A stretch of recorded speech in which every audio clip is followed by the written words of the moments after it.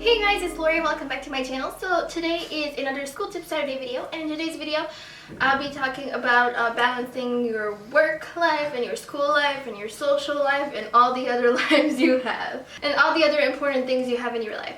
So today is a little bit informal. I mean, I have my bed hair right here. Look at that beautiful thing. And I didn't really plan anything. I just kind of want to speak from experience. So as you guys may know, I did have to drop out of school for a semester at a time a couple times already, and I spent most of my high school and college working at the same time as I was in school. So I kind of want to give you guys a few tips on how to manage your time better when you have so many commitments, and how to not suck at either of those things, you know. So I'll be mainly focusing on work and school, but this is also applicable to all the other spheres of your life. So like social life, hobbies, you know, family life, all that stuff too. So something that I haven't really touched that much on my channel is high school for me. So I started my channel after, so that's why I never really mentioned it that much. During high school, I did drop out of school on my last year of high school / secondary school in Quebec. I dropped out because I missed about a month of school because I was really sick. I had pneumonia, and it was my last year, and I was worried I missed too much and stuff, and the school wasn't accommodating enough for me. So I decided to just drop out and start from the top. Well, I enrolled myself in a distance learning program, and then I dropped out of my regular school. And then it took me a whole year to finish my last year, but I also did it at the same time as working full-time. So I was, at first I was working as a cashier, and then eventually I was an assistant manager at a store. So I did quite well for myself while I was completing my diploma. I did get my diploma a year later, and then I went on into college. And when I went to college, I worked at the same time. I was in a different city, so I had a lot of expenses because I didn't live at home.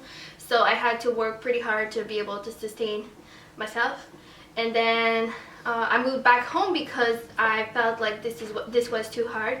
And for a year I did work while I was at home, and I did work actually more than when I was in Montreal, which is kind of weird, to sustain myself because I had a lot of expenses at home. I don't want to I don't want this to be a story time, so I'll leave it to that for my personal experience. But basically, just letting you guys know that I did work 3 part-time jobs or a full-time job at the same time as being a full-time student. And I was also working part-time all through high school as well, ever since I was 14 years old. So you know a little bit about my work and school experience. So now on to the tips and how I manage my time, and how to kind of stay successful in both spheres of your life and manage to still have a social life at the same time. So as you may know, right now I'm distance learning again, and I just find it being the best way for me to manage everything that I want to do at the same time, and it's just a better learning environment for me personally, and it does allow me to have way more flexibility with my schedule, which also helps with work and just managing the different things I do in my life. But that's not always an option. So if you go to regular school, and I mean I've gone to regular school for quite some time, and you have to have a job at the same time, here are a few pointers to help you manage your time a little bit better. So first, don't overwork yourself. Definitely take advantage of all the loans and bursary programs and scholarships that you can get while you're in college, because that's something that I didn't do at first, and that would have saved me so much sweat and tears. So definitely take advantage of that. You know, I was scared of going into debt and owing the government my education and that stuff, but it's better than going into a burnout because you're working so hard everywhere at the same time, right? So if you want to really make ends meet and you don't want to worry too much about it in the actual moment, definitely take advantage of the programs that are offered to you. Do some research. I know sometimes it feels like it's a waste of time because you have a lot of applications to fill, and to me it just felt like a waste of time, but I regret it. I wish I had done it. It would have helped my finances so much earlier on. Another tip is to get enough sleep. So sometimes when you have so much to deal with, you might skip on sleep, but sleep is only going to make you more exhausted, and it's going to eventually catch up with you. So no matter how busy you get, still get a decent amount of sleep. Another tip is try to cut out all the negativity and all the problems that you don't need in your life. So if there's stuff that's going wrong with some friends, or even if with your family and stuff, just try to distance yourself from that, because you kind of want to save as much energy as possible if you're really busy, you know, you want to stay focused on the end goal. You need to make the money to pay your rent this month, and you need to get the grades to stay in school, you know. So those are the only 2 things that you should be really worried about. As for social life, to me, it was never a priority. It was never going to be more important for me than my studies or my finances. But I understand it's more important for other people. So what I would suggest is try to mix it.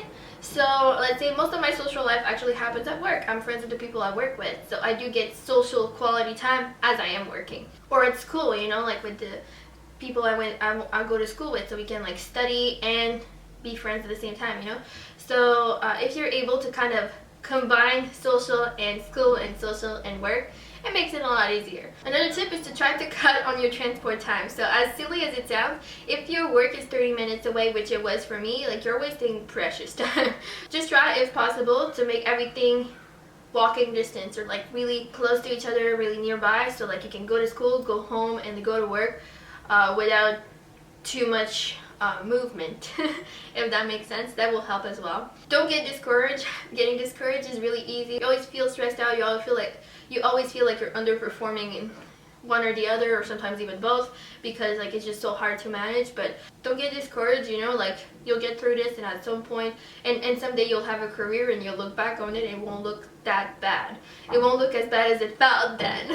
And finally, like my biggest tip is to use the Pareto principle, which is the 80-20 rule. You might have heard of that. It's a productivity rule, and it's something that I've discovered recently, but that it would have saved me so much time and so much effort back then. So the 80-20 rule basically states that 80% of the result comes from 20% of the effort. And that's kind of applicable to most spheres of life, to be honest. So if you keep that in mind, like in school, you know, like as fun as it is to like prepare like very elaborate study material and, you know, like stuff like that, or putting like a lot of effort into absolutely every single possible little thing that you could do, you could get 80% of the result that you get in the end, but by using only 20% of the effort that you're doing. So try to localize your effort. Try to like really focus your efforts on the most important things. I'm not saying forfeit grades and stuff, but just be a little bit more patient and flexible with yourself. I did underperform a little bit in school when I was that busy, you know, like I still had myself to really high expectations, but sometimes it was a little bit harder for me to meet the things because I didn't have the time that I wanted to study, and I didn't have the time that I wanted to prepare for exams and stuff. You kind of have to be patient and understanding with yourself that you are trying your best and you're putting the amount of effort that you can, and that should just be okay, you know. You shouldn't have to work even harder than that because there's not much you can do about it. And as for work, like just one tiny little tip before I let you guys go. If you're capable, and I mean like you need to have some work experience and stuff, but try to find jobs that are less exhausting, if that makes sense. So my goal student jobs when I was looking for a new employment and stuff was always something along the line of like a cell phone company, or a pharmacy, or a video store. I don't even know if they have that anymore, but they did back then. And because those are like chill jobs, you know, like, and sometimes they have like such a downtime that you could actually study at the same time as you're at work. If you can find a place where you can study at work, like when I was working at a hotel as a receptionist, like I could actually study when I was not busy, when I had done all my tasks and stuff, then that's perfect. That's like the best kind of jobs you can get, you know, like if you can do security and then like still have your book open at the same time, that's awesome. Although not everybody has this luxury and stuff, those are probably the best student jobs you can get. So either get a student job that helps you financially. Let's say you work at a grocery store or like even at Walmart or something, then you get a percentage off of your purchase there.